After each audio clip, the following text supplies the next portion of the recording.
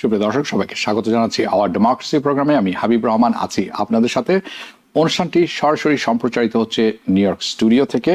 আজকে যে বিষয়গুলি থাকবে সেটি একটু জানিয়ে রাখি। জেফ্রি এপস্টিনের ব্যাপারটিতে অবশ্যই থাকবে একটি বড় অংশ। এছাড়াও যেটি আমরা আলোচনা করব সেটি হচ্ছে ট্রাম্প বলছেন উনি ফেডারেল রিজার্ভের চেয়ারম্যানকে ফায়ার করে দিবেন, তাহলে ইউএস ডলারের অবস্থা কি হবে এবং বিশ্বব্যাপী অর্থনীতিতে এর প্রভাবটি কেমন পড়বে যদি সবকিছু আনস্টেবল হয়ে যায় সেই ব্যাপারটিতে। So global and US economy impact আলোচনা থাকবে।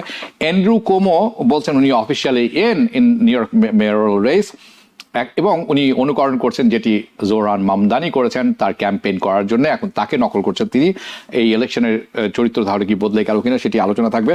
বাংলাদেশের সাথে আমেরিকার ট্রেড ডিল নিয়ে কথা হচ্ছে। সম্প্রতি প্রকাশিত ফেসবুকে একটি কাগজ চলে এসেছে এবং সেটি কে প্রকাশ করেছেন আমরা কিছুক্ষণের মধ্যে আলোচনা করব এবং কি লেখা আছে সেটিতে। বেসিকলি ট্রেড ডিল না, গোলামির এবং বেসিক্যালি ঔপনিবেশিক যে ভাবটি আছে সেটি সম্পূর্ণভাবে ফুটে উঠেছে। এটি সার্বভৌম একটি দেশের প্রতি কিভাবে আরোপ করা যায়, কিভাবে এই কথাগুলো বলা যায়, সেটি প্রভাব কেমন পড়বে, বাংলাদেশ কিভাবে এটি কাটিয়ে উঠতে পারে বা কাটিয়ে উঠতে পারবে কিনা আদৌ, সেটি একটি ব্যাপার এবং কি হতে যাচ্ছে সেই ব্যাপারে আলোচনা থাকবে। এই ব্যাপারে আলোচনা করার জন্য আজ আমার সাথে যারা যুক্ত হচ্ছেন তাদের সাথে কিছুক্ষণ পরে আমি পরিচয় করে দিচ্ছি। কিন্তু জেফ্রি এপস্টেইনের ব্যাপারে কথা বলার আগে কিছু প্রসঙ্গ জানা দরকার।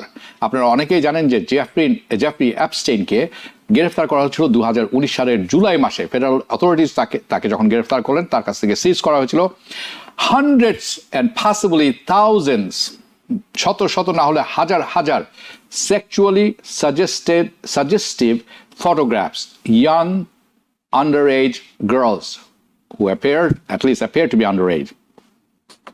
আরো তাদের হাতে এসেছিল কম্প্যাক্ট ডিস্ক, সিডি ডিস্ক তখন ছিল, যার মধ্যে হাতে লেখা লেবেল ছিল girls pics naked or nude, names redacted, young plus name dash dash, এরকম ভাবে লেবেল করা ছিল। নিউ ইয়র্ক টাইমস লিখেছিল the pictures and the videos were held in the safe, তাই এটি সেফে রাখা হয়েছিল জেফ্রি এপস্টেইনের New York ম্যানশনে।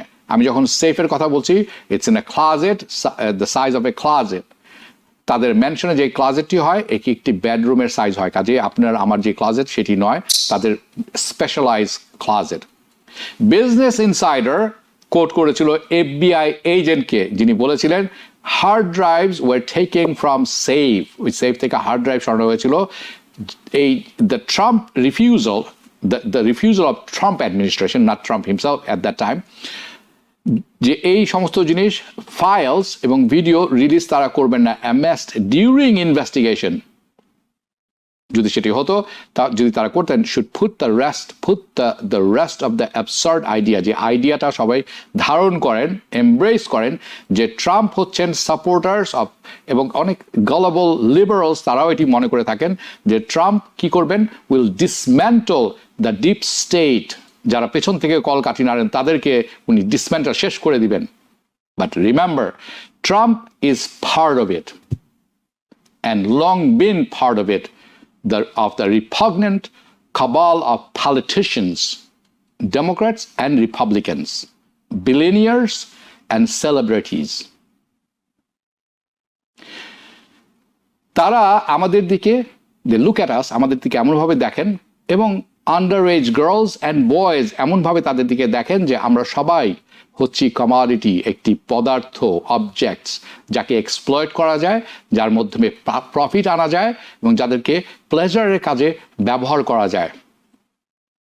The list of those who are Epstein's files or orbit, তার কক্ষপথে যারা আছেন, who's who of the richest and the famous, যার অন্তর্ভুক্ত আছেন not only Trump but Bill Clinton, যিনি অ্যালেজডলি ট্রিপ নিয়েছিলেন থাইল্যান্ডে with Epstein, Prince Andrew, Bill Gates, hedge fund billionaire Glenn Dubin, former New Mexico Governor Bill Richardson, সাবেক Secretary of Treasury, এবং former President of Harvard University Larry Summers, cognitive psychologist and author Steven Pinker, Alan Dershowitz, billionaire and Victoria's Secret CEO Leslie Wexner, the former Barclays banker, যেখানে master card পেয়ে থাকেন, JC স্ট্যালি, former Israeli Prime Minister Ehud Barak, the magician David Copperfield, actor Kevin Spacey, yes, Kevin Spacey, former CIA Director William Burns, real estate mogul Lord Zuckerman, former Maine Senator, সাবেক Maine Senator George Mitchell, disgraced producer, চলচ্চিত্র maker Harvey Weinstein, যার এরা হলো ব্যক্তিবর্গ, যার মধ্যে আরও আছে law firms, high price attorneys, federal and state prosecutors, private investigators, personal assistants, publicists, servants, driver. Believe it. যার অন্তর্ভুক্ত আছেন numerous procedures and pimps, including Epstein's girlfriend and the daughter of Robert Maxwell, Ghislaine Maxwell. এই সমস্ত বিষয় আজকে আলোচনা করার জন্য আমার সাথে যোগ দিচ্ছেন নিউ ইয়র্ক থেকে হাসান ফেরদৌস, সাংবাদিক, গবেষক এবং লেখক। স্বাগত জানাচ্ছি আপনাকে। আমাদের সাথে আরও আছেন Golam M Madbor, professor doctor Golam M Madbor, dean of School of Social Work, Monmouth University. আপনাকে স্বাগত জানাচ্ছি। আশা করি আপনারা ভালো আছেন। বুঝতে পারছেন আমি অনুষ্ঠানটি আজকে প্রথম অংশ শুরু করব, কারণ এপস্টিন ফাইল নিয়ে অনেক কথা হচ্ছে, কিন্তু অনেকেই বুঝতে পারছেন না এটি কেন একটি বড় ব্যাপার, কি এটি এমন একটি ব্যাপার, কিন্তু আসলে এটিকে শুধু শুধু জল ঘোলা করা হচ্ছে। সো হাসান ফেরদৌস, আপনার কাছ থেকে আমি প্রথমে শুরু করব। আপনি যদি আমাদেরকে বলতে পারেন, একটু তুলে ধরতে পারেন, অ্যাপস্টিন ফাইলটা আসলে কি, কেন, what is it, why does it matter? Trump উনি বলেছিলেন প্রথম অংশে উনি রিলিজ করে দিবেন, এখন বলছেন কিছু ফাইল কিছু জিনিস উনি রিলিজ করবেন। রিপাবলিকানরা ব্লক করার চেষ্টা করেছিলেন এটা, কিন্তু কেন? চলুন শুরু করি। ধন্যবাদ হাবিব ভাই, মাধু ভাই, সালাম আলাইকুম, দেখে ভালো লাগছে অনেকদিন পরে। আপনি ঠিকই বলেছেন, এপস্টিন একজন আমেরিকান ফিনান্সিয়ার ছিলেন, খুব ধনী লোক, হেজ ফান্ড ম্যানেজার। ভার্জিন আইল্যান্ডে তার নিজস্ব আইল্যান্ড আছে, যে আইল্যান্ডের অন্য নাম হচ্ছে সেক্স আইল্যান্ড, বা অনেকে বলে পেডোফাইল আইল্যান্ড, যেখানে অল্প বয়স্ক মেয়েদের নিয়ে আসা হতো এবং আমেরিকার বাইরেরও অতি ধনীরা সময় কাটাতে, আনন্দ করতে আসছেন। তালিকা আপনি পড়েছেন। যে নামটি আপনি উল্লেখ করেন তা হচ্ছে যে ডোনাল্ড ট্রাম্প। ডোনাল্ড ট্রাম্প কখন এই আইল্যান্ডে গেছেন কিনা জানি না আমরা, কিন্তু আমরা জানি যে এপস্টিন এবং ডোনাল্ড ট্রাম্প ঘনিষ্ঠ বন্ধু ছিলেন। ট্রাম্পের কথা মতোই তারা দীর্ঘদিন, কমপক্ষে 15 বছর তারা ঘনিষ্ঠ বন্ধু ছিলেন। কেন এই তালিকা গুরুত্বপূর্ণ? প্রথমত, তালিকার মধ্যে স্পষ্ট হচ্ছে যে আমেরিকার অতি ধনীরা একটা গভীর ষড়যন্ত্রমূলক ট্যাক্সকে একে অপরের সঙ্গে আবদ্ধ। সবচেয়ে নোংরা কাজ তারা করবে, কিন্তু প্রকাশ করবে না। তার মধ্যে প্রেসিডেন্ট আছেন, এফবিআই চিফ আছেন, টিওজে প্রধান আছেন, আমেরিকার সবচেয়ে পাওয়ারফুল লোকেরা আছেন। অর্থাৎ আমেরিকাটাকে যে আসলেই চালায় এই আমেরিকার সবচেয়ে ধনী লোকেরা। এপস্টিন ফাইল তার একটা বড় প্রমাণ। এই ফাইলটা প্রকাশিত হলে আমরা জানবো যে এরা কারা এবং কত কুৎসিত, কত নোংরা এবং কত কদর্য চরিত্রের মানুষ এরা। ট্রাম্পের কথা বলি এখানে, যেহেতু আমরা ট্রাম্প নিয়ে কথা বলছি, আমরা মূল ব্যাপারটা হচ্ছে যে ডোনাল্ড ট্রাম্প তার ক্যারিয়ার শুরুই করেছেন কনস্পিরেসি থিওরি দিয়ে, ষড়যন্ত্র তত্ত্ব দিয়ে। আপনার মনে আছে, তার খ্যাতির প্রধান কারণ ছিল তিনি বারাক ওবামার জন্ম সনদ নিয়ে প্রশ্ন তুলেছিলেন। দাবি করেছেন তিনি আমেরিকা জন্মগ্রহণই করেননি, এবং তিনি দাবি করেছিলেন যে আমি প্রমাণ করে ছাড়বো তার বার্থ সার্টিফিকেট নেই, তিনি বিদেশে জন্মগ্রহণ করেছেন, প্রমাণ করতে পারেননি। ফলে তার খ্যাতির প্রধান কারণ হচ্ছে কনস্পিরেসি থিওরি। মনে আছে নিউ ইয়র্কের আমাদের সেন্ট্রাল পার্ক 6 6জন কৃষ্ণকায় বালক, লিটারালি বালক, তাদের গ্রেফতার করা হয়েছিল এবং ফাঁসির আদেশ দেওয়া হয়েছিল রেপের অভিযোগে, ধর্ষণের। মিথ্যা পরে প্রমাণিত হয়েছে। ডোনাল্ড ট্রাম্প নিউ ইয়র্ক টাইমসে ফুল পেজ বিজ্ঞাপন দিয়ে দাবি করেছিলেন যাতে করে এদেরকে ফাঁসি দেওয়া হয়। তাদের একজন এখন কিন্তু ব্রঙ্কসের কাউন্সিল মেম্বার, সবাই মুক্তি পেয়েছেন। অন্য কথায়, Donald Trump থ্রাইভস on conspiracy theory. তার খ্যাতির প্রধান কারণ তার যে মেগা বেস, তারা এই কনস্পিরেসি থিওরিগুলিকে গ্রহণ করে, কিনে এবং এটাকে ধরে রাখে একের পর এক। আপনার এও মনে আছে যে ট্রাম্প সাহেবের মাধ্যমে আমরা জেনেছিলাম যে ওয়াশিংটন ডিসিতে এক পিজারিয়ার নিচে তলায় নাকি সেক্স ট্রাফিক এর হেডকোয়ার্টার্স করা হয়েছে, যেখানে কম বয়স্ক ছেলে মেয়েদের ধরে রাখা হয় এবং এখানে বড় লোকরা এসে সেক্স এনজয় করে। সুবিধা কথা, কিন্তু সবই ইন্টারনেটের বদলতে এবং ট্রাম্প সমর্থকদের বদলতে দারুণ রকম জনপ্রিয় হয়েছে। ট্রাম্প সাহেব নিজে কিন্তু অনেকবার বলেছেন যে এফসিএল ফাইলে অনেক বড় লোকের নাম আছে, ইনক্লুডিং বিল ক্লিন্টন। এই ফাইলটা উন্মুক্ত করা দরকার, এবং তিনি বলেছিলেন যে আমি যদি কখনো আমার যদি ক্ষমতায় আসে আমি এটাকে উন্মুক্ত করব। তিনি কিন্তু উন্মুক্ত করেননি। 2016 সালে তিনি প্রেসিডেন্ট হয়েছেন, উন্মুক্ত করেননি। এখন সুযোগ এসছে, এখন তিনি কি বলছেন? এখন তিনি বলছেন যে উন্মুক্ত করা হয় তাহলে অনেক অল্প বয়স্ক মেয়েদের নাম প্রকাশিত হয়ে পড়বে, অনেকের প্রাইভেসি আক্রান্ত হবে, বলে এটা উন্মুক্ত করা যাবে না। উনি এই কথা বলছেন যে এটা কোনো গুরুত্বপূর্ণ ব্যাপারই না, এটা নিয়ে এত মাথা খারাপ করছে কেন? তিনি তার সমর্থকদের নির্বোধ বলছেন, বোকা বলছেন, পাগল বলছেন। অথচ নির্বোধ বোকা পাগলরা কিন্তু তাকে ক্ষমতায় বসে এখন তারা ডিমান্ড করছে, তুমি ডোনাল্ড ট্রাম্প আমাদেরকে কথা দিয়েছিলে রিলিজ করবে, রিলিজ কেন করছো না? আরো ইন্টারেস্টিংলি যেটা আপনি উল্লেখ করেছেন, ওয়াল স্ট্রিট জার্নালে একটা চিঠি ছাপা হয়েছে। চিঠি ছাপা হয়নি, চিঠির তথ্য ছাপা হয়েছে। এফসিএল ফাইলে এই চিঠিটা পাওয়া গেছে। ডোনাল্ড ট্রাম্পের নিজের হাতে লেখা একটা চিঠি। এফসিএল 50তম জন্মবার্ষিকীতে ডোনাল্ড ট্রাম্প নিজে হাতে একটি নুড মেড ছবিকে ব্যবহার করে লিখেছেন জন্মদিন অভিনন্দন, এবং বলেছেন যে আমাদের সিক্রেট আমাদের কাছে থাকবে। কেমন? ট্রাম্প বলেছেন আমি তো চিঠি পাঠাইনি, আমি ছবি আঁকতে পারি না। এই কথা বলার সঙ্গে সঙ্গে আমেরিকার প্রায় সব পত্র পত্রিকায়, আমি তো ওয়াশিংটন পোস্ট এবং নিউ ইয়র্ক টাইমস দেখলাম, ডোনাল্ড ট্রাম্প সাহেবের 4খানা ছবি চেপেছেন। এই 4খানা ছবি ডোনাল্ড ট্রাম্প সাহেবের নিজের হাতে আঁকা, এবং সেগুলো অকশন অফ করা হয়েছে। একটা ছবি 30-32 হাজার টাকায় বিক্রি হয়েছে। আমি উদাহরণগুলো দিচ্ছি শুধু বলবার জন্য যে তিনি কিভাবে সরাসরি মিথ্যাচার করেছেন। গতকাল তিনি বলেছেন ছবি আঁকিনি, চিঠিতে লিখিনি না আমি। তা বলতে না বলতেই আমেরিকার বিভিন্ন পত্র পত্রিকায় সেই ছবির বিবরণ, সচিত্র বিবরণ ছাপা হয়ে গেল, এবং আমরা জানলাম কি ছবিগুলি বিক্রি হয়েছে। অন্য কথায় ডোনাল্ড ট্রাম্প সাহেব ছবি আঁকেন, চিঠি লেখেন, এবং এই চিঠি তার হতেও পারে, আমরা জানি না। তিনি বলেছেন তিনি মামলা করবেন, এবং মামলা অলরেডি করেছেন আজকে। এতদিন তিনি বলছিলেন তিনি এটা রিলিজ করবেন না, কিন্তু আজকে চাপের মুখে পড়ে তিনি নির্দেশ দিয়েছেন তার আইনমন্ত্রীকে, বিচারমন্ত্রীকে, প্যাম বান্ডিকে এর সংশ্লিষ্ট অংশ পার্টিনেন্ট সেকশনকে রিলিজ করতে। তো who will decide what is pertinent and what is not pertinent? কে ঠিক করবে এটা? কোয়াইট লাইকলি বিচার বিভাগই করবে। প্যাম বান্ডি আপাই এটা ঠিক করবেন আমরা ধরে নিচ্ছি আমি। ফলে কোয়াইট লাইকলি যে তথ্যটা সবাই আমরা অপেক্ষা করছি আনবার জন্য, সে তথ্য এখানে পাবো না আমরা। ড্যামেজিং কেন এটা? এটা ড্যামেজিং, মূলত ড্যামেজিং ট্রাম্প সাহেবের ব্যক্তিগত রেপুটেশনে অ্যামাং হিজ ফলোয়ার্স। তার বাইরে যারা ডেমোক্রেটরা মনে করা যাক বা লিবারেল মনে করা যাক, কখনোই ট্রাম্প সাহেবকে ধোয়া তুলসী পাতা মনে করেন না, তাকে কখনোই একজন পীর সাহেব মনে করেন না। কিন্তু তার যে সমর্থক যারা তার ডাই হার্ট সাপোর্টার, তারা মনে করেন যে লোকটি তো একদম সাফ সুতরাং, তার গায়ে কোনো দাগ নেই। বলে সেই লোকটা যদি দাগে ভরা হন, সমস্ত গায়ে যদি কাদা ছেড়ানো থাকে, তাহলে তার জন্য কিন্তু খুব ক্ষতিকর। মনে হচ্ছে যে ট্রাম্প সাহেব খুব তুচ্ছ তাচ্ছিল্যের সঙ্গে বলছেন যে আই ডোন্ট নিড দেম।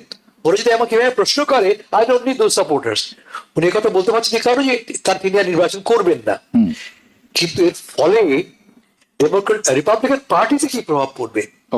যারা এতদিন বিশেষ কথা বলছি, যারা এতদিন ট্রাম্পের ভয় কাতর ছিলেন, ভয় অস্থির ছিলেন, তারা এখন হয়তো গলা তুলে কথা বলতে পারবেন, কারণ তারা আঙুল তুলে বলবেন তুমি ডোনাল্ড ট্রাম্প সাহেব, তোমার বেজের ভেতরে দেখো কেমন ক্র্যাকস এসছে তোমার ব্যবহারের কারণে। ঠিক। গোলামে বাদবর, আপনার কাছে আমি যাচ্ছি। এই প্রসঙ্গ যখন চলছিল, চারিদিকে ঝড় চলছিল, এবং আমরা দুদিন আগের কথা জানি যে প্রেসিডেন্ট ট্রাম্প বলেছিলেন there is no file। এখন উনি বলছেন অংশ বিশেষের প্রকাশ করতে। কেন উনি বললেন there is no file? এটি একটি ব্যাপার, এবং how damaging it could be politically for Mr. Trump with MAGA in generally speaking. ধন্যবাদ। আসসালামু আলাইকুম সবাইকে। খুব ভালো লাগছে আসলে হাসান ভাই অনেকদিন পর আপনাকে দেখলাম। আসলে এখন হাসান ভাই কিন্তু অত্যন্ত চমৎকার ভাবে আপনার পড়াটা ব্যাখ্যা করেছেন। আমার মনে হয় না আমার আসলে খুব একটা বেশি অ্যাড করা আছে। তবে দেখুন, আসলে যার কথা আমরা বলছি প্রেসিডেন্ট ট্রাম্প, আমরা জানি হি ইজ ভেরি আনপ্রেডিক্টেবল, এবং হাসান ভাই যেটা বললেন, his main principal and strategy is the conspiracy theory. গতকালকে কি বলছে, আজকে আবার সেটা চেঞ্জ হতে পারে, আগামী পরশুদিন আবার সেটা চেঞ্জ হতে পারে। And that's what he's not only doing in this case, he has been doing that even for the, আপনি দেখুন, মিডল ইস্টের ক্রাইসিসের সময় এবং ইউক্রেন রাশিয়ার যুদ্ধের সময়, এভরিওয়্যার। সো আমি যেটা অ্যাড করবো এখানে সেটা হচ্ছে আপনার, this is all about the leadership. লিডারশিপে আমরা আগে যেটা দেখেছি, leadership always like people usually they attain and they earn the good virtues of leadership. এবং সেগুলো আমরা যেটা দেখছি টোটালি ডিফারেন্ট। অর্থাৎ যেগুলো হচ্ছে গুড ভার্চুস না, সেগুলো এখানে রিপ্লেস করতেছে গুড ভার্চুস গুলা। একজন লিডারের আপনার সবচেয়ে বড় যে ভার্চুস গুলো কি, সে সত্য কথা বলবে, সে ট্রান্সপারেন্ট হবে, সে মানুষকে রেসপেক্ট করবে, অ্যাকাউন্টেবিলিটি থাকবে। সেগুলো তো আপনি আসলে এগুলো আমরা কিছু দেখছি না আজকে। এবং সেটা আজকে যে শুধু প্রেসিডেন্ট ট্রাম্পের ক্ষেত্রে তা না, সারা বিশ্বেই কিন্তু দেখা যাচ্ছে এগুলোর সবচেয়ে বড় ডেফিসিয়েন্সি, এই ঘাটতিটা। তো আমরা যেহেতু এখানে আমেরিকা নিয়ে কথা বলছি, যে দেখুন এই ফাইলটা কিন্তু, যেটা আপনি চমৎকার ভাবে আমাদের আছেন বলবেন, এখানে কারা কারা আছেন একদিন পর্যন্ত না, Democratic party, Republican party, even artist থেকে আরম্ভ করে, রাইটার থেকে আরম্ভ করে, আপনার এমন এমন নাম যেগুলো আমরা শুনলাম, এটা তো আসলে হার্ট ব্রেকিং, এটা সিকেনিং, যেগুলো আর কি, যাদেরকে আমরা মনে করি they are the moral of the society, they are the, আমরা বলি রাষ্ট্রচিন্তক বলেন, বা যাদেরকে আমরা বলি থট লিডার্স। এখন তাদেরই যদি এই অবস্থাটা হয়, তাহলে এই ইম্প্যাক্টটা আপনি দেখুন, এটা কিন্তু আজকে কিন্তু আপনি ড্যামেজ কন্ট্রোল করছেন বা এটাকে অ্যাড্রেস করতে চাচ্ছেন, সেটা কিন্তু quick fix. But what is the impact, যেটা আপনি প্রথম থেকেই বলছিলেন, যে ইম্প্যাক্টটা কি হবে সারা ওয়ার্ল্ডের জন্য, আমেরিকার জন্য, এবং আমরা ইয়াং লিডারশিপের কথা বলছি, যে ইয়াং লিডারদের জন্য কি হবে। তো এখানে আপনি দেখুন যে জেফ্রি এপস্টাইন, সে হচ্ছে একজন, আপনার জানি, সেক্স অফেন্ডার। তার তো অনেক কিছু এখন সে মরে গেছে, এবং সেটা আর আমি বলতে পারছি না, কিন্তু তার নামে যে পেডাফাইল আইল্যান্ড বা সেক্স আইল্যান্ড বলেন, এবং সে এরকম চিহ্নিত করা ছিল। সো এখন মানুষ যেটা, দেখুন মাদারকে যেটা এখন বলছে, যে মাদার যে একটা অংশ, যেটা আমি মনে করি নিচ্ছেনি, বা আরো যে কয়েকজন লিডার জানুয়ারি 6 এর ব্যাপারে যেটা সত্য কথার জন্য তারা নিজের ক্যারিয়ারই নষ্ট করে ফেলছেন। তো এই ধরনের মাদারকে এখন তারা প্রশ্ন তুলছে যে ওয়াই ডোন্ট ইউ রিলিজ, তুমি তো বলছে যে রিলিজ করবে। তো এগেইন তার সে আনপ্রেডিক্টেবিলিটি, কারণ সে never stand on one position, that is the main problem. So এর ইম্প্যাক্ট ডেফিনেটলি আপনার স্বাভাবিকভাবে এটা মরালিটি, আমি যেটা বারবার প্রশ্ন এখানে আনতে চাচ্ছি, leadership morality, that is in crisis, that is in decay, and that's what is actually impacting all these things. এবং আমি মনে করি যে সেটা আপনি বলছেন যে সে নেক্সট ইলেকশন করবে না, that is a different thing. But what is the impact? You are the model for the whole country, for the whole nation. এবং আমরা জানি you are leader of such a mighty nation. So your moral, your stand up, your leadership, your virtues matter for the whole world.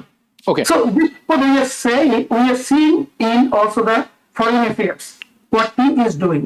Okay. So আমার মনে হচ্ছে impact এখন যেটা আমি আবারও বলবো, যেটা লিডারশিপ ক্রাইসিস, এবং আমি এটা অনেকগুলো প্রায় অনুষ্ঠানে বলছি বারবার, যে the leadership is in a serious crisis in the whole world. এবং লিডারদের যেগুলো নিয়ে গভর্নমেন্ট করে একটা কান্ট্রিকে বা একটা সোসাইটিকে, all those things are totally being replaced by the bad virtues. So Okay. bad virtues দিয়ে যখন replace হয়, so what more you expect? This is what the situation you expect. ওকে, উনার বেস যে মাগা আছে তাদের সাথে উনি বিবাদে জড়িয়ে পড়েছেন, এবং উনি বলছেন যে দরকার নেই, আমার তোমাদের দরকার নেই, আমি তোমাদের ছাড়াই করতে পারবো। আপনার এই ব্যাপারে how do you see this, what's your reaction on this one? এটা আসলে দেখুন, যে আপনার আমার যখন দরকার ছিল তোমাদেরকে, তখন আমার দরকার ছিল, এখন আমার দরকার নাই, because he is not going to go for the second, again he is not entitled though, এবং সে যাবে না, শুধু আমি মনে করছি আমি I don't need you. But আমার মনে হয় তার পপুলারিটি কিন্তু অলরেডি লুজ করছেন। This are the people actually, যারা হচ্ছে তাকে সবসময় যে 37% আমরা বলি বেসটা, তাকে কিন্তু ক্ষমতায় আনছে এবং ভবিষ্যতে লিড করবে, এবং he is not done, he is just 1 year now, right? He has still 2 more years. Yeah. So this is going to cause actually some damages for him. এবং আলটিমেটলি যে সিঙ্গেল বলেছে, যে কথাটা বলতো, সেটা কিন্তু সে বলতে পারবে না। সো আই থিঙ্ক এইটা কিন্তু তাকে পে করতে হবে। This is a big price he is going to pay with the MAGA base. উনি হয়তো চিন্তা করছেন উনি এক টার্মে থাকবেন, এর বেশি থাকবেন না, কিন্তু project according to project 2025 Republican have to figure out the way to. এটা হাবিব ভাই এখন বোধহয় একটু স্টপ করবে because of his health situation. His situation আমরা গত কয়েকদিন যাবত দেখছি, আমার মনে হচ্ছে না he is going to go for the another term. I'm not talking about him. I'm talking about Republican Party itself. And if you follow Project 2025, আপনি যদি হেরিটেজ ফাউন্ডেশন দেখেন তখন কিন্তু আপনি বুঝতে পারবেন তাদের একটা মেগা প্ল্যান আছে এবং তারা এখান থেকে সরে আসবে না। ক্ষমতা কিভাবে কুক্ষিগত করা যায় তার ম্যাসিভ একটা পরিকল্পনা আছে এবং দেশটি কিভাবে হোয়াইট খ্রিস্টান ন্যাশনালিস্ট এবং হোয়াইট সুপ্রিমিস্ট কান্ট্রি বানানো যায় এবং ইমিগ্রেন্টদের বের করে দেওয়া যায় তার একটা ব্যাপক প্ল্যান পরিকল্পনা আছে। অন্য একটি প্রসঙ্গ আরেকদিন হয়তো আলোচনা করবো। যতটা সুপ্রিমেসি এবং কন্ট্রোল যাতে না হারায়, প্রজেক্ট 2025 যেটা বলছেন সেটা আসলে কিন্তু আমাদের হাসান চমৎকার বলে দিয়েছেন যে ultimately Republican Party is going to be affected by this, এবং Democratic Party is going to actually pick up this thing for the next election. Yeah, we will see. আমি একটু প্রসঙ্গে পরিবর্তন করবো। হাসান ফেরদৌস, আপনার কাছে যাচ্ছি। সম্প্রতি প্রেসিডেন্ট ট্রাম্প এবং ফেডারেল রিজার্ভের চেয়ারম্যান জেরোম পাওয়েল ব্যাক এন্ড ফোর্থ করছেন। আসলে ব্যাক এন্ড ফোর্থ বলবো না, কারণ জেরোম পাওয়েল উনি যেটা বলার উনি উনার দিক থেকে বলছেন, আসলে উনাকে ক্রমাগতভাবে আক্রমণ করে যাচ্ছেন প্রেসিডেন্ট ট্রাম্প এবং তার উদ্দেশ্য হচ্ছে যে জেরোম পাওয়েল কেন ইন্টারেস্ট রেট কমিয়ে আনছেন না, যেখানে ইউরোপিয়ান সেন্ট্রাল ব্যাংক এবং ইইউ অনেকবার 2-3বার কমিয়েছেন ইন্টারেস্ট রেট, এটি করছেন না Jerome Powell because Jerome Powell is not listening to him. তো এই কারণে উনি মনে করছেন যে অর্থনৈতিক প্রবৃদ্ধির যে প্রশ্নটি আছে সেটি উনি শুনছেন না। কিন্তু জেরোম পাওয়েল উনি বলছেন যে এটি করার সময়টি এখন নয় এবং এটি করতে হলে আরো তথ্য আমাদের কাছে আসতে হবে। কিন্তু আরেকটি শঙ্কার কথা উনি ব্যক্ত করেছেন, যদি এটি করেন তাহলে ইউএস ডলার খুব আনস্টেবল হয়ে যাবে এবং এটির ব্যাপক একটি প্রভাব পড়তে পারে ইউএস ইকোনমি, মিডল ক্লাস এবং লো ইনকাম পিপলের উপরে। এটি যদি আমাদেরকে একটু ব্যাখ্যা করেন আপনি, কেন প্রেসিডেন্ট ট্রাম্প এরকম আত্মঘাতীর করার ব্যাপারটিতে ক্রমাগতভাবে প্রেসার দিচ্ছেন, যেখানে উনি জানেন এটির ফল হিতে বিপরীত হতে পারে এবং হিতে বিপরীত হলে এখান থেকে বের হয়ে আসা খুব মুশকিল হবে। আপনারা জানেন যে জেরোম পাওয়েলকে কিন্তু ডোনাল্ড ট্রাম্প সাহেব অ্যাপয়েন্ট করেছে, কেমন তারই মনোনীত জেরোম পাওয়েল, এবং তাকে সুনির্দিষ্ট কারণ ছাড়া সরানো যাবে না। এটা একটা কনস্টিটিউশনাল পজিশন, বলে যে আপনি চাইলেই আপনি তাকে সরাতে পারবেন না। আপনি অফকোর্স ইউর প্রেসিডেন্ট, আপনি অনেক কিছু করেন যা নিয়ম মেনে আপনি করেন না, কিন্তু আইনত আপনার করার অধিকার নেই। আপনাকে দেখাতে হবে যে আপনি একটা দুর্নীতি করেছেন। ইনফ্যাক্ট একটা দুর্নীতির একটা সূত্র তিনি খুঁজে পেয়েছেন। জেরোম পাওয়েলের নির্দেশে ওয়াশিংটন ডিসিতে ফেডারেল রিজার্ভ বোর্ডের নতুন ভবন নির্মাণ শুরু হয়েছে কয়েক বিলিয়ন ডলার খরচ করে, এবং মাগা মহলে বলা হচ্ছে যে এই বিল্ডিং ভবনের পেছনে জেরোম পাওয়েলের ব্যক্তিগত স্বার্থ আছে। বলে দে মে ইউজ ওই প্রিটেক্সটটা, ওই বাহানাটা ব্যবহার করে জেরোম পাওয়েলকে দুর্নীতিগ্রস্ত বলে দাবি করতেও পারে তারা। তবে মূল ব্যাপারটা হচ্ছে এরকম যে ডোনাল্ড ট্রাম্প আগের টার্মেও কিন্তু দাবি করেছিলেন যে ইন্টারেস্ট রেট কমাতে হবে। ইন্টারেস্ট রেট কমানোর মানেটা কি? ইন্টারেস্ট রেট কমানোর মানে হচ্ছে আপনি জিনিসপত্র কিনবেন, ড্রোনের দাম কমে আসবে, আপনার হাতে পয়সা বেশি হবে, আপনি ইনভেস্ট করার চেষ্টা করবেন, আপনি বাড়ি ঘর কিনতে পারবেন, মর্টগেজ কমে যাবে বলে, এবং লোকে বেশি খরচ করে বলে জিডিপি গ্রোথটা বাড়ে। স্পেন্ডিং বা বাড়া মানে কিন্তু জিডিপি গ্রোথটা বাড়ার সম্ভাবনা তৈরি হওয়া। ফলটা কি হয়? এর ফলটা আপনি যেটা একটু আগে বললেন তা হচ্ছে এর ফলে মুদ্রাস্ফীতি ঘটে। কেমন? Short term, medium term and long term, এটা একটা দিক। আর সবচেয়ে বড় আঘাতটা আসবে ডলারের প্রতি। What is dollar in the global context? Dollar হচ্ছে বিশ্বের এখন পর্যন্ত রিজার্ভ কারেন্সি। আমাদের দেশে আমরা বলি আমার দেশে $20 বিলিয়ন রিজার্ভ আছে। $20 বিলিয়ন রিজার্ভ আছে আমাদের, মানে আমাদের টাকা রেখেছে নিরাপত্তার জন্য আমরা 20-25 বিলিয়ন ডলার রিজার্ভ রাখি। পৃথিবীর অধিকাংশ দেশে এখন 88% কিন্তু দেশে কমে আসছে ক্রমান্বয়ে নানা কারণে, এখনো 88% কিন্তু গ্লোবাল রিজার্ভ কারেন্সি হচ্ছে ডলার। এবং এটা প্রধান লোকে কেন কেনে? এই বিশ্বাস থেকে যে এই ডলারটা অনেক বেশি স্টেবল কারেন্সি। এবং তার কারণটা কি? তার কারণ আমেরিকার ফেডারেল রিজার্ভ বোর্ড। কোন একজন লোকের, কোন একজন প্রেসিডেন্টের পলিটিক্যাল পার্টির ভূমিষ্ঠ অনুসারে, ইচ্ছা অনিচ্ছা অনুসারে সিদ্ধান্ত নেয় না ফেডারেল রিজার্ভ বোর্ড। তারা তথ্যপাত্য ভিত্তিতে সিদ্ধান্ত গ্রহণ করে। সে কারণে অনেক বেশি কনফিডেন্স ইন ডলার। যদি একথা প্রমাণিত হয় যে না, একজন প্রেসিডেন্ট চাইলেই যে কোনো সময় ইন্টারেস্ট রেট বাড়াতে পারেন, কমাতে পারেন, এবং ফেডারেল রিজার্ভ বোর্ডের চেয়ার প্রেসিডেন্টের বা দেশের প্রধান নির্বাহীর নির্দেশে বা পরামর্শে সিদ্ধান্ত নিতে পারেন, তাতে গ্লোবাল কনফিডেন্স হেরে পড়বে। সারা বিশ্বে যে কনফিডেন্স আছে ডলারের উপরে, that will be loss and that will cause সারা বিশ্বে অর্থনীতিতে বড় রকমের একটা নেগেটিভ প্রতিক্রিয়া তার ফেলবে। এটাই মূল ব্যাপার। ট্রাম্প সাহেব কেন বারবার ইনসিস্ট করছেন রেট কমানোর জন্য? আপনারা জানেন গত সপ্তাহে আমরা দেখেছি যে আমাদের মুদ্রাস্ফীতি ইনফ্লেশন বাড়ছে 2.7% বোধ করে 2.7% এখন ইনফ্লেশন রাইজ করেছে, জিনিসপত্রের দাম বাড়া শুরু করেছে কোনো কোনো ক্ষেত্রে, এবং এর মূল কারণ ট্যারিফ। ট্যারিফের প্রভাব যত বাড়বে দাম তত বাড়া শুরু করবে। ট্রাম্প সাহেব এই ভয়টা পাচ্ছেন। ট্রাম্প সাহেব কি প্রমিস নিয়ে ক্ষমতা এসেছিলেন? সব দাম কমে যাবে, তাই তো? ট্যারিফের যদি দাম বেড়ে যায় সেক্ষেত্রে ঠিক এপস্টেইনে যেমন ঘটনা ঘটছে, তার ব্যক্তিগত এবং তার দলের রেপুটেশন ক্ষতিগ্রস্ত হবে। আগামী নির্বাচন, বিশেষ মধ্যবর্তী নির্বাচনে তার জয়লাভের সম্ভাবনা কমে আসবে। একই ঘটনা ঘটবে with inflation and dollar rate. Okay, so আপনি যেটি বলছেন সেটি হচ্ছে এরকম যে উনি বুঝতে পারছেন বা টের পাচ্ছেন যে ট্যারিফের প্রভাব পড়তে শুরু করেছে, যার কারণে মুদ্রাস্ফীতি আমরা দেখতে পাচ্ছি, অথবা আমরা যে ইনফ্লেশন দেখতে পাচ্ছি, দ্রব্যমূল্য বেড়ে যাচ্ছে, এবং এটিকে অফসেট করার একটি উপায় হচ্ছে কোনোভাবে যদি ইন্টারেস্ট রেটটা কমিয়ে আনা যায়। কিন্তু সিজন ক্যাম্পেইনার জেরম পাওয়েলের মতো যারা আছেন তারা বলছেন যে this is not the right time. আমাদের হাতে যে তথ্য পরিসংখ্যান আছে সেটি বলছে না। তার কারণ আমিও পরিসংখ্যান দেখছিলাম আপনার মতো, যে labour market is still good, economy is still strong.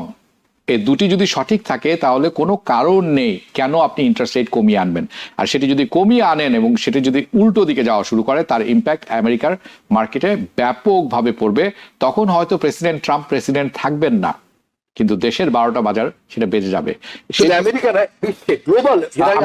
আমি সেই ব্যাপারটি তো যাবো গোলাম মাদবর আপনার কাছে।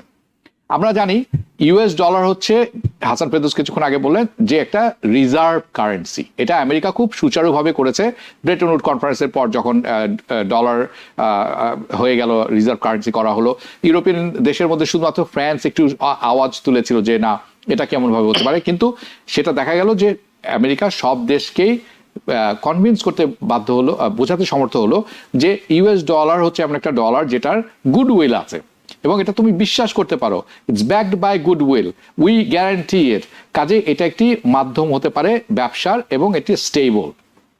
বিশ্বব্যাপী সেটি গ্রহণ করা হলো এবং এটি কারণে ডলারের চাহিদা রাতারাতি বেড়ে গেল। সব দেশে ডলার রাখতে হয় কারণ ডলারেই আপনি কেনাকাটা করতে হবে। এখন সেই ডলারই যদি দুর্বল হয়ে যায়, যেটি হচ্ছে আমরা দেখছি, ডলার ক্রমশই দুর্বল হয়ে আসছে, এটির প্রভাব আমেরিকাতে তো পড়তে বাধ্য, কিন্তু তার চেয়েও বেশি বিশ্ব রাজনীতি অর্থনীতিতে তার ইম্প্যাক্টটা কেমন ভাবে পড়বে বলে মনে করেন? তার কারণে উন্নয়নশীল দেশগুলি কেমন সাফার করবেন বলে আপনি মনে করেন?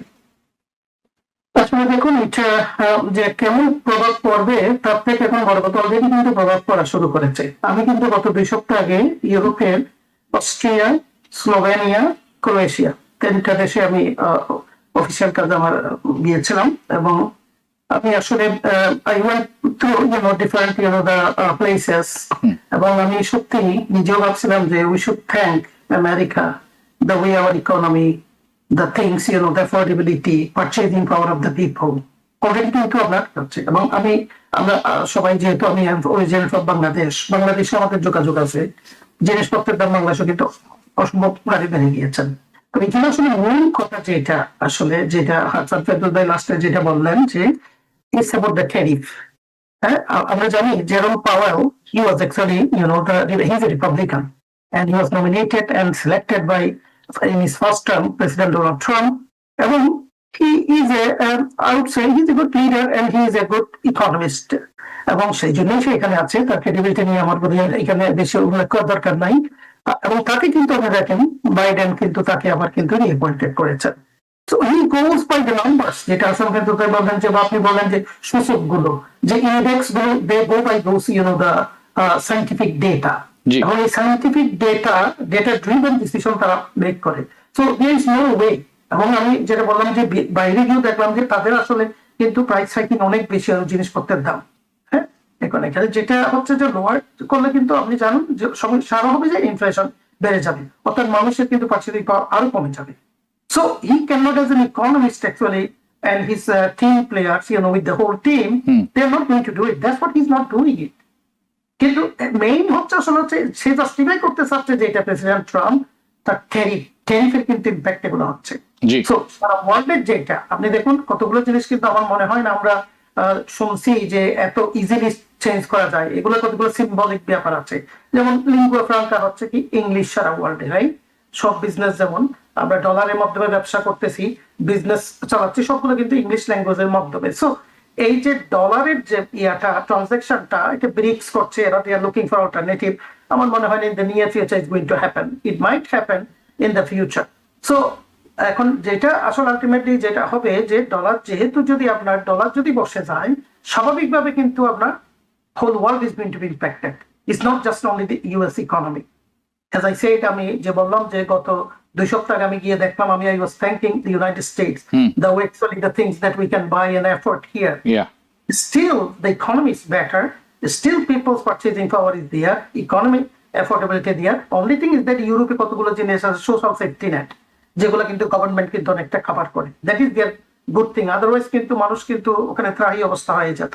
So definitely যে আপনি যদি থেকে যদি আমরা লোয়ার করেন, ইনফ্লেশন বেড়ে যাবে এবং all the countries in the world, particularly আপনি যেটা বললেন যে উন্নয়নশীল বিশ্ব, they are going to pay big price. আজকে আমি বাংলাদেশের কথা বলছিলাম, বললো যে জিনিসপত্রের দাম অনেক বেড়ে যাচ্ছে। আমি সাথে বললাম যে এটা কিন্তু আরো বাড়বে, is because of actually what's happening here. US economy actually governs the whole economy in the world. Yeah, So that's the problem. As an economist, I think he cannot do it, and he's not doing it. জি। এবং যেটা বলছে Okay. তাকে fire করা হবে, it's a constitutional position, he can't do it. But এই যে হাসান বাদুদা যেটা বলেন, একটা কজ অলরেডি শুরু করেছেন, যে ইনোভেশন প্রজেক্ট, যে ফেডারেল রিজার্ভ সিস্টেমের যে আপনার বিল্ডিংটা, সে but there is no actually enough things that he can fire actually যেরকম। And that's one of the reason President Trump, Marco Rubio, যার মতো যারা আছেন, the Hawks, তারা ওই ব্রিক্স নেশনদেরকে হুমকি দেন, কারণ দ্যাট ইজ অ্যান অল্টারনেটিভ। আপনি ঠিকই বলেছেন। আচ্ছা, আপনার কাছে থাকি, আমি আপনার কাছে একটি ছোট প্রশ্ন করে আমি এই প্রসঙ্গটা আমরা শেষ করে আমরা বাংলাদেশ প্রসঙ্গে যাব। সেটি হচ্ছে গোলাম আহমেদ মাদবর, আপনার কাছ থেকে শুরু করছি। অ্যান্ড্রু কোমো উনি অফিসিয়ালি এখন নিউ ইয়র্ক সিটির মেয়র ইলেকশনে যোগ দিয়েছেন। Does it matter? Do you think he has a chance? I don't think he has any chance, but the thing is that আমি আজকে আসলে এটা দেখার পরে আমার খুব খারাপ লাগতেছিল, যেটা আমি ভাবলাম যে well, democracy works for me and everything works for me if it goes in my way. দেখুন, he is from a democratic party. He was a governor. আপনি দেখুন, সে কিন্তু অলরেডি তার ফাদার ছিল কিন্তু আপনার his brother, everyone actually, he comes from an establishment, right? এবং তার মতো মানুষ যে এই যে একটা নিম্নতম একটা রেসপেক্ট যে ফেলো ডেমোক্রেটের প্রতি যে দেখাচ্ছে না, এটা আমি এখন সো আমার কাছে it shows that he is a power hungry monster, এবং he is not caring about his own party. So how do you do it? You already got defeated to হিম।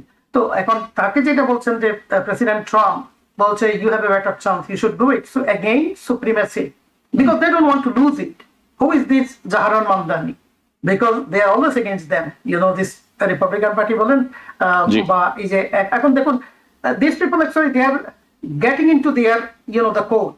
আমি বলবো যে কমো আর কি, যে রিপাবলিকান যে কোর্টে যাচ্ছে, that is going to better suit his agenda, that will give an opportunity to get elected. কিন্তু আমার মনে হচ্ছে অলরেডি মামদানির সাথে কিন্তু অনেক এই ধরনের যারা ইনফ্লুয়েন্সিয়াল লিডার আছে, they are also coming and they are also supporting and standing by him. Yeah, no question about this. Okay. Hassan Ferdous, আপনার কাছে আমি যাচ্ছি। কোমো এখন definitely in the mix. Zohran Mamdani, দুটি প্রসঙ্গ আমি আনবো আপনার কাছে। জোহরান মামদানি যে স্টাইলে ক্যাম্পেইন করেছিলেন, এখন উনি এটিই কপি করছেন, এটি একটি লক্ষণীয় ব্যাপার। দ্বিতীয় কথা হচ্ছে, নট অনলি রিপাবলিকান ডোনার যারা আছেন বা ডেমোক্রেটিক এস্টাবলিশমেন্টের ডোনার যারা আছেন, অথবা ডেমোক্রেটদের বড় বড় মাথা যেরকম বিল ক্লিন্টন আছেন, ট্রাম্পের সমর্থক যারা আছেন, তারাও অ্যান্ড্রু কোমোকে সমর্থন করছেন, এটি লক্ষণীয়। এবং জোহরান মামদানির বিরোধিতা করছেন ব্যাপকভাবে সবাই। তার মধ্যে অন্যতম একজন সাবেক mayor of new York city, Giuliani, উনি সপ্তাহখানেক হলো বলেছেন, তোমাকে নিউ ইয়র্ক সিটির মেয়র হতে হলে আগে তোমাকে ধর্ম চেঞ্জ করতে হবে। আপনি দেখেছেন কিনা আমি জানি না, এই ধরনের ব্যাপার। তো এই যে কোমো যে অফিসিয়ালি এখন in this, how does it change the election or does it? Habib ভাই, honest speaking, it does change. আমি জানি না আপনারা দেখেছেন সর্বশেষ জনমত জরিপে দেখতে পাচ্ছি আমি, যদি হেড টু হেড কম্পিটিশন হয় Como versus Mamdani, Como easily wins. আমি আপনাকে পড়ে শোনাচ্ছি। আমি এটা হ্যারিস পোলের সর্বশেষ ফলাফল দেখতে পাচ্ছি আমি। কোমো 15 পয়েন্টে এগিয়ে আছে, 15 পয়েন্টে কোমো 50%, মামদানি 35%। যদি হেড টু হেড হয়, যদি সবাই এক হয়ে পড়েন, কোমোর পাশে দাঁড়ান এবং মামদানি বিপক্ষে দাঁড়ান, তাহলে কোমো 15 পয়েন্টে এগিয়ে থাকে। এই ভয়টা আমরা আগেও পেয়েছি আমরা। যদি প্রথমত মামদানির পক্ষে কে আছে? মামদানির পক্ষে আছেন প্রথমত এই শহরের মানুষেরা, তাই তো? প্রাইমারিতে আমরা কি দেখলাম? ব্যাপক জনসমর্থন, তরুণদের, সব বয়সের মানুষদের, বিশেষ করে ইমিগ্রেন্টদের, মুসলমানদের, দক্ষিণ এশীয়দের, ইভেন আফ্রিকান আমেরিকানদের, ইভেন সাউথ আমেরিকা থেকে আসা বাদামি মানুষদের দেখলাম আমরা। শুধুমাত্র দুটো বড়তে, স্ট্যাটেন আইল্যান্ড এবং ব্রঙ্কসে, কুওমো সাহেব 17-15 পয়েন্টসে এগিয়েছিলেন। বাকি সর্বত্র, ইভেন ব্রুকলিনের ইহুদি প্রধান এলাকায় আমরা ভয় পাচ্ছিলাম কি যে মামদানি তার শক্ত অবস্থান on Palestine and against Israel, ইহুদিরা তার বিরুদ্ধে দাঁড়াবেন। ঠিক উল্টো করেছে। ইহুদিদের শক্ত ঘাঁটি ব্রুকলিনে দেখেছি আমরা, মামদানি অলমোস্ট 20% পয়েন্টে এগিয়েছিলেন প্রাইমারিতে। কিন্তু যেই মুহূর্তে প্রাইমারি শেষ হলো, আমরা দেখলাম যে দক্ষিণপন্থী রাইটিস্টরা এবং সেন্ট্রিস্টরা, তো রিপাবলিকানও নয়, ডেমোক্রেটরা, আপনি ঠিক উল্লেখ করেছেন, ইনক্লুডিং প্রেসিডেন্ট বিল ক্লিন্টন, সবাই কুওমোর ছাতার নিচে। কুওমো মানেটা কি? কুওমো মানে শুধুমাত্র এই জনসমর্থন নয়, এর মানে হচ্ছে কি মানি, মিডিয়া সাপোর্ট। আপনি এটা দেখেছেন কিনা, ওয়াশিংটন পোস্ট এবং নিউ ইয়র্ক টাইমস দুই পত্রিকায় স্পষ্ট করে বলেছে don't vote for Mamdani. Washington Post লিখেছে Mamdani is dangerous for New York City. তার মানে অলরেডি এস্টাবলিশমেন্ট, সমস্ত লবি একহাত হয়েছে, একজোট হয়েছে মামদানির বিরুদ্ধে। ফলে তার ফাইটটা এবং এর সঙ্গে যুক্ত হয়েছে এখন কে? Donald Trump. ট্রাম্পকে আপনারা হেলা করবেন না। ইভেন নিউ ইয়র্ক সিটিতে তার সমর্থন নেই বটে, কিন্তু গত নির্বাচনে ডোনাল্ড ট্রাম্প সাহেব তার সমর্থন কিন্তু 23% থেকে 30% মতো এগিয়ে নিয়েছেন, মানে 7% তিনি গেইন করেছেন। So is a gaining politician in New York city. বলে তাকে উপেক্ষা করবে না। ফলে এতগুলি লোক, সেন্ট্রিস্ট, রাইটিস্ট, অতি দক্ষিণপন্থী, মধ্যপন্থী, ডেমোক্র্যাট, রিপাবলিকান যদি এক হয়, মামদানির পক্ষে যেটা কিন্তু খুব ডিফিকাল্ট হবে, খুবই ডিফিকাল্ট হবে। অগ্রাহ্য করবেন না এই চ্যালেঞ্জটা। তার উপায়টা কি? What Mamdani can do? Again মামদানির যে স্ট্র্যাটেজি ছিল তাকে চেঞ্জ করলে তিনি বিপদে পড়বেন। আমি এর আগে প্রোগ্রামে একবার বলেছিলাম যে আমাদের বাঙালি মেয়েটি Rana আনিফ, she has mildly switched her position on Gaza. গাজায় সে খুব শক্তভাবে গাজার পক্ষে ছিল, ইসরায়েলের বিপক্ষে ছিল। এখন সে তার গলার সুর বদলে বলছে যে হামাস একটা টেররিস্ট অর্গানাইজেশন, ইত্যাদি ইত্যাদি। মানে চেষ্টা করছে অন্যদের ইহুদি ভোটারদেরকে সাথে আন, এবং সে এনেছে, জিতেছে সে নির্বাচন প্রাইমারিতে। যদি মামদানি সে একই পলিসি গ্রহণ করেন, আমার ধারণা যে তার যে কোর ভোটার, এই ইয়াং ছেলেপেলেরা, নিউ ইয়র্ক শহরের উদারপন্থীরা, আমরা খুব খুশি হব না। and that will be a setback for Mamdani. তাকে জিততে হলে যে পথে তিনি জিতেছেন তাকে সেভাবে থাকতে হবে এবং ফাইটটা তাকে সেভাবে এগিয়ে নিতে হবে। But as I said, it will be a tough challenge. Okay, so principal change করার কোনো কারণ নেই। যে প্রিন্সিপালে আপনি জয়ী হয়েছেন সেই প্রিন্সিপালে থাকুন। কিন্তু দর্শক, আপনারা যারা দেখছেন, শুনছেন এবং পরবর্তীতে দেখবেন, মানি ক্যান বাই ভোট। আমরা জানি অর্থের বিনিময়ে ভোট কেনা যায়, এটা তৃতীয় বিশ্বের দেশে আমরা সবসময় দেখে থাকি কারাপশন। বাট এখন এটি হচ্ছে নিউ ইয়র্ক সিটিতে। এই প্রাইমারিতে মামদানির জয়ের পিছনে আপনাদের যারা আছেন ভূমিকা সবচেয়ে বেশি ছিল। বাংলাদেশি আমেরিকান ভোটার যারা আছেন স্বতঃস্ফূর্তভাবে ভোট দিয়েছেন। নভেম্বরে আপনাকে আবারও প্রমাণ করতে হবে যে মানি ক্যানট বাই ভোট। আমাদের সাধারণ জনগণের যে উইল আছে সেটি যেদিকেই যাক তাদের ভোটেই নির্ধারণ হবে কে জয়ী হবেন। আমি বাংলাদেশ প্রসঙ্গে আসবো। আমি হাসান ফেরদৌস আপনার কাছে আছি, কারণ আমি এরপরে দুজনের এই যেই আলোচনা এখন যাবো এখানে আপনারা দুজনেই যোগ দিতে পারেন একসাথে। ওকে, আপনাদের ওপিনিয়ন আমরা শুনবো দুজনের কাছে। প্রথম, বাংলাদেশের সাথে ট্রেড ডিল নিয়ে আলোচনা হচ্ছে আমেরিকার। আমরা জানি এই পর্যন্ত বাংলাদেশ উপদেষ্টা সরকার যেটি আছেন অন্তর্বর্তীকালীন, তারা কোনো রকম সফলতা পাননি, বরঞ্চ বাংলাদেশের উপর 35% ট্যারিফ এখন বসানো হয়েছে, যাতে ঝুঁকির মুখে পড়েছে বাংলাদেশের বিভিন্ন প্রতিষ্ঠান যারা এক্সপোর্ট করে থাকেন আমেরিকাতে, রপ্তানি করে থাকেন। তার মধ্যে অন্যতম হচ্ছে গার্মেন্টস ইন্ডাস্ট্রি, যেখানে কয়েক মিলিয়ন লোক চাকুরিরত আছেন। এটির প্রভাব একটি পড়বে ব্যাপকভাবে বাংলাদেশের উপরে। দ্বিতীয় কথা হচ্ছে, আজ একটি রিপোর্ট আমি দেখছিলাম যার মাধ্যমে যেখানে বাংলাদেশ, ইন্দোনেশিয়া, ভিয়েতনাম এবং কম্বোডিয়ার উপর ট্যারিফ বসানো হচ্ছে, সেখানে ইন্ডিয়াকে ছাড় দেওয়া হচ্ছে এবং ইন্ডিয়া আশাবাদ ব্যক্ত করেছে যে এই দেশগুলির উপর যদি ট্যারিফ বলবৎ থাকে তাহলে তাদের যে ক্লোদিং সেক্টরের যে এক্সপোর্ট আছে বহির্বিশ্বে, স্পেশালি আমেরিকাতে, তারা 0.5% বাড়িয়ে নিতে পারবেন এই অর্থ বছরে, যেটি আসলে আসন্ন সংকেত বাংলাদেশের প্রসঙ্গে। কিন্তু এটির চেয়েও বড় কথা, যেই ট্রেড ডিল অফার করা হয়েছে বাংলাদেশকে, এটি যদিও নন ডিসক্লোজার থাকার কথা ছিল কিন্তু নন ডিসক্লোজ থাকেনি। আপনার কাছে আমার প্রশ্ন, কে এটা প্রকাশ করে নিয়ে আসলো সামনে?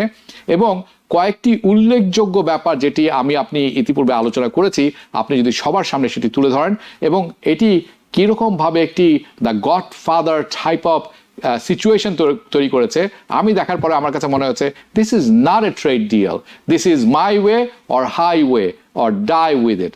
আপনার কাছে শুনবো। হাবিব ভাই, আমি আপনার সেন্টিমেন্টটা বুঝতে পারছি আমি, কিন্তু যেহেতু এটা একটা legal document, it's a legal document, এবং মার্কিন সরকার, মার্কিন যুক্তরাষ্ট্র, যার কারণে আমিও দেখাচ্ছি না অন স্ক্রিনে, ফলে ডিসক্লোজারটাই কিন্তু বেআইনি। যে ডিসক্লোজ করেছে, আই এগ্রি, একজন বাংলাদেশি সাংবাদিক যিনি ইউরোপে থাকেন, তিনি নেত্র নিউজের সঙ্গে যুক্ত, তিনি আল জাজিরার সঙ্গে যুক্ত, ডিসক্লোজ করেছেন। আমার ধারণা এটা জিনিসটা আনপ্রফেশনাল। যেহেতু এটা ইন্টারেস্টেড সম্পর্কের ব্যাপার, বাংলাদেশ, মার্কিন যুক্তরাষ্ট্র এবং আমরা দুর্বল দেশ, আমেরিকা অনেক পাওয়ারফুল দেশ, এবং America can take revenge on you, প্রতিশোধ নিতে পারে, ব্যবস্থা গ্রহণ করতে পারে। এটা ওয়াইজ হবে না আমাদের জন্য সর্বসমক্ষে এটাকে প্রকাশ করা। এটা এক নম্বর। 2 নম্বর, আমি শুধু স্পিরিটটা নিয়ে বলতে পারি, এই যে ডকুমেন্টের স্পিরিটটা কি, আপনি ঠিক বলেছেন। এই ডকুমেন্ট থেকে স্পষ্ট যে মার্কিন যুক্তরাষ্ট্র তার ইচ্ছা, তার রাজনৈতিক এবং অর্থনৈতিক ইচ্ছা ঔপনিবেশিক কায়দায় আমাদের উপর চাপিয়ে দিচ্ছে, এবং এর মূল লক্ষ্য হচ্ছে মূলত চীনকে ঠেকানো। আমরা এমন কিছু করতে পারবো না যা কিনা চীনকে কোনোভাবে জায়গা করে দেয়। যে সমস্ত শর্ত আরোপ করা হচ্ছে, যে শর্তগুলো সত্যি সত্যি বাস্তবায়িত হয়, তাহলে বাংলাদেশ মার্কিন যুক্তরাষ্ট্রের একটা করদ রাজ্যে পরিণত হবে। সে যা বলবে আমরা তাই শুনতে হবে। আপনি দেখেছেন যে ব্রাজিল কিভাবে প্রত্যাখ্যান করেছে, ব্রাজিল, ইভেন ইন্দোনেশিয়া পর্যন্ত এই নিয়ে আপত্তি করেছে। ব্রাজিলের প্রেসিডেন্ট লুলা বলেছে, তুমি যেভাবে ট্যারিফ বসাচ্ছ এটা কোনোভাবেই গ্রহণযোগ্য নয়, এটা কোনোভাবেই গ্রহণযোগ্য নয়। কেমন? আমরা কি করতে পারি? আমি আগে বলেছি আমরা দুর্বল দেশ, আমরা তাকিয়ে থাকি আমেরিকার দিকে। আমেরিকার আমাদের যে $15 বিলিয়ন গার্মেন্টস মার্কেট আছে, যদি আমরা সরে যাই, সঙ্গে সঙ্গে ঢুকে পড়বে ভিয়েতনাম, ভারত, ঢুকে পড়বে ইন্দোনেশিয়া, ঢুকে তারা পড়ছে। আপনি ঠিকই বলেছেন, ইন্ডিয়া তালে আছে, অপেক্ষায় আছে কিভাবে চুক্তির মাধ্যমে বাংলাদেশকে আরো দুর্বল করা যায় এবং তার অবস্থান স্ট্রং করা যায়, and they will perhaps do it. কিন্তু আমরা কি করতে পারি? আমার ধারণা হচ্ছে, এবং আমি এক্সপার্ট নই, আমার মতামত দিচ্ছি আমি, যে আমাদের ডাইভার্সিফাই করতে হবে। শুধুমাত্র আমার ডিপেন্ড করছে আমেরিকার উপরে, যে আমাদের এই $15 বিলিয়ন মার্কেট, এটা আমাদেরকে প্রশস্ত করতে হবে, ব্যাপকতর করতে হবে। আমাদের শুধু ইউরোপ নয়, আমাদেরকে যেতে হবে ল্যাটিন আমেরিকা। কাজটা সহজ নয়, কাজটা কঠিন, কিন্তু আমরা দেখতে পাচ্ছি যে অলরেডি সারা বিশ্বে টেন্ডেন্সি হচ্ছে কি, এই ইউএস সেন্ট্রিক যে ব্যবসা, তার থেকে সরে আসা, আমেরিকা সেন্ট্রিক, আমেরিকাকে কেন্দ্র করে যে ব্যবসা বাণিজ্য, তার থেকে সরে আসে। যে কারণে একটু আলোচনা করছিলাম আমরা ডলার নিয়ে, ডলারেরও পরিবর্তনের কথা বলছে বিশ্বের বিভিন্ন দেশ।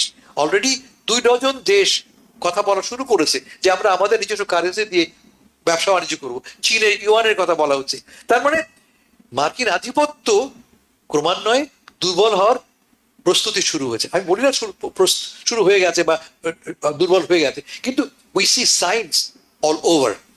সেক্ষেত্রে আমার বক্তব্য হবে যে আমরা যেন আমাদের জাতীয় স্বার্থকে ইগনোর না করি, দ্রুত চুক্তি সম্পাদনের স্বার্থে রাইট। যেন আমরা এমন কিছু না করি যার ফলে লং টার্মে আমরা ক্ষতিগ্রস্ত হই। হ্যাঁ, সেজন্য বলছি আমি হ্যাঁ। What we can do, we can diversify our portfolio. কারণ আপনি সঠিক বলেছেন। আমি একটি অংশে লেখা ছিল চীনের যত রকম চুক্তি আছে সেটি বাতিল করতে হবে, এবং চীনের যে সফটওয়্যার বাংলাদেশ বন্দরে বিভিন্ন বন্দরে ব্যবহার করতেছে সেটি বন্ধ করে দিতে হবে, যে মানে Right. একেবারে বন্ধ করে দিতে হবে।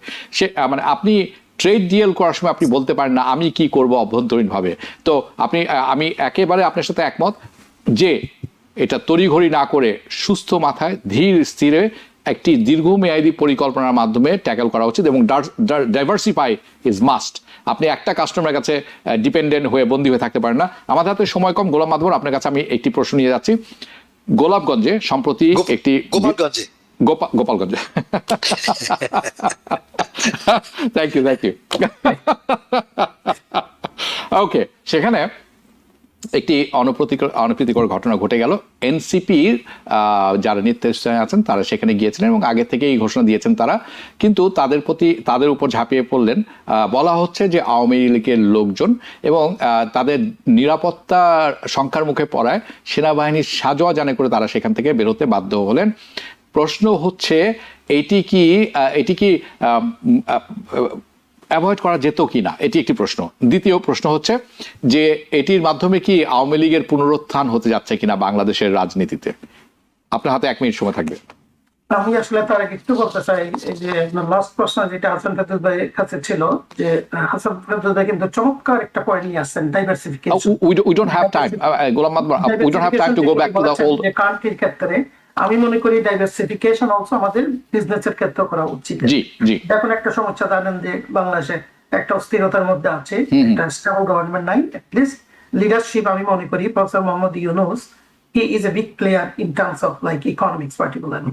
এবং আমার কাছে যেটা মনে হয় এখন যেটা আমেরিকা যে ট্রেড ডিল যেটা আপনি বললেন, সেটা হচ্ছে ওই স্ট্রাকচারাল অ্যাডজাস্টমেন্ট প্যাকেজ একটা 90s 80s ডিকেডে হয়েছিল। এটা মেক্সিকো থেকে শুরু করছিল, ওয়ার্ল্ড ব্যাংকে, সারা বিশ্বে কিন্তু এটা অ্যাপ্লাই করেছে। অর্থাৎ তোমাকে আমরা টাকা দেবো, কিন্তু টাকাটা ব্যবহার করবে আমি যেভাবে বলি। আপনি যেটা বললেন যে চায়নার সাথে সব আমাদের হাতে আমি দুঃখিত। তো আমি এখন বাংলাদেশ প্রসঙ্গে যাচ্ছি, আপনি যেটা বলছেন আর কি। আসলে দেখুন ব্যাপারটা এখানে এনসিপি যেটা করেছেন, তারা they wanted to go to that part of the world. আমরা জানি একটা পর একটা যাচ্ছে, তারা বরিশালে গিয়েছেন এবং পার্শ্ববর্তী অন্যান্য ডিস্ট্রিক্টে গিয়েছেন। এটা আসলে এইভাবে মার্চ টু গোপালগঞ্জ এইভাবে বলে, এবং আমরা জানি it's a very sensitive area, particularly the birth place of Sheikh Mujibur Rahman. এটা আমার মনে হচ্ছে অনেকটা কিন্তু ডার্ক ডোল পিটি, এইভাবে অনেকটা কিন্তু ইনভেস্টিগেশনের মতো। They have the right to go and assemble, কিন্তু কত হচ্ছে আপনার এখন সময়টা তো একটু দেখতে হবে। এখন দেখুন এখানে কে হারলো কে জিততো, সবচেয়ে বড় কথা 4 জন মানুষ কিন্তু অলরেডি মরে গিয়েছেন, নিহত হয়েছেন, এবং অনেকগুলো কিন্তু ইনজুরিস হয়েছেন। তো এখন তাদেরকে এসকর্ট করতে হয়েছে, এনসিপি লিডারদেরকে। আপনি যেটা বললেন যে মিলিটারি ভেহিকল ইউজ করে, অর্থাৎ এখানে মিলিটারি ইউজ করতে হয়েছে গভর্নমেন্টকে, কাম ডাউন দ্য সিচুয়েশন। এটা অ্যাভয়েড করা বোধহয় যেত যদি এই ধরনের ইনভেস্টিগেটেড ওয়েতে একেবারে যদি অন্যভাবে করা যেত আর কি, যে ডাকডোল পিটিয়ে এইভাবে যাওয়াটা। এবং আমি জানি তার এটা আমার কাছে একটু মনে হয় জানেন, এটা ইম্যাচুরিটি, অনেকটা ইম্যাচুরিটি অফ দ্য লিডারশিপ। যে এনসিপি যেটা আমরা দেখছি, যে এখানে আমরা দেখছি only young, actually young people, but আমার মনে হয় তাদের একটা ম্যাচুরিটির অভাব ছিল। এবং this can be also at the same time তাদের উপর যে হামলাটা করেছেন সেটাও কিন্তু অ্যাকসেপ্টেবল না। সেটাও তো সাংঘাতিকভাবে আওয়ামী লীগ যেটা করছে। দেখেন আপনি বলছেন এদিকে আওয়ামী লীগের পুনরুত্থান, আমার মনে হচ্ছে না, I can not actually justify that. Thank you. Hasan Ferdous, একটা ঘাঁটি যেখানে আওয়ামী লীগ স্বাভাবিকভাবে এখানে সর্বশক্তি দিয়ে করবে। অনেকে বলছে যে বাইরের থেকে শেখ হাসিনা এটা করে। বুঝতে পেরেছি। Hasan Ferdous, 30 seconds if you want to add anything to it. এটা একটা সেটব্যাক এনসিপির জন্য। বাদল ভাই ঠিকই বলেছেন, ম্যাচুরিটির অভাব। উস্কানি ছিল, উস্কানিটা তাদের কাছ থেকে আমরা আশা করি না, বিশেষ করে এই পর্যায়ে।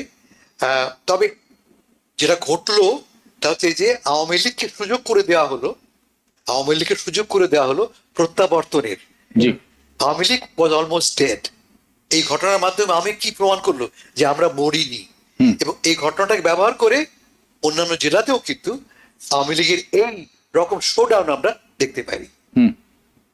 তাহলে আমার ভয় যে it was a mistake on the part of NCP, Very good. Politically yeah short term and long term.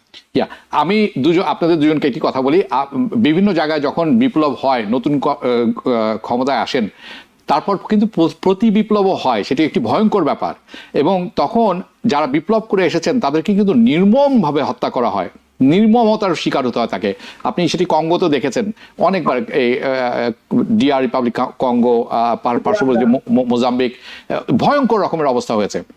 এটি নিয়ে আমি আসলে একটি আলাদা অনুষ্ঠান করতে চাই। তার কারণ হচ্ছে আমি চাই না, আমরা চাবো না বাংলাদেশে এটির পুনরায় এটি দেখতে বা এ ধরনের একটি চিত্রায়ন হতে। আর রাজনীতিবিদরা বারবার বলছেন জনগণের জন্য তারা লড়ছেন, জনগণ নির্বাচন চায় না। আপনারা নির্বাচন চান, আমরা শান্তি চাই, আমরা সমৃদ্ধি চাই, আমরা এগিয়ে যেতে চাই। কাজেই আপনারা কি বলছেন, আমাদের মুখে আপনাদের কথা তুলে দিবেন না, এটি হচ্ছে জনগণের কথা। আপনাদের দুজনের কাছ থেকে বিদায় নিচ্ছি। আপনারা ভালো থাকবেন, দেখা হবে পরবর্তী অনুষ্ঠানে। আপনাদের কাছ থেকেও বিদায় নিচ্ছি, দেখা হবে পরবর্তী অনুষ্ঠানে। শুভরাত্রি। TBN 24 টেলিভিশন দেখতে আজই কল করুন 7187776556। লগ ইন করুন www.totalcablebd.com। নিউ ইয়র্ক থেকে সম্প্রচারিত TBN 24 টেলিভিশন বিশ্বজুড়ে বাঙালির কণ্ঠস্বর।